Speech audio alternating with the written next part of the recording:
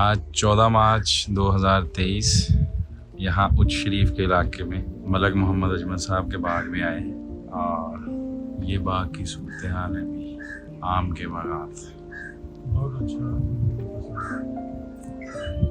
اس سال ماشاءاللہ سے بہت اچھی فصل ہے. یہ دیکھیں ماشاءاللہ سے بھرپور فصل ہے آم کی اس سال. اللہ رب العزت برکتیں عطا فرمائے.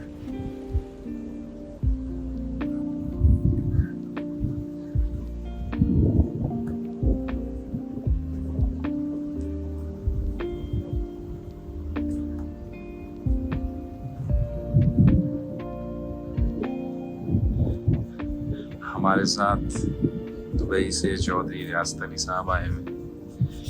کوٹیا ٹریڈنگ LLC وہ وزٹ کرنے آئے ہوئے مقصود.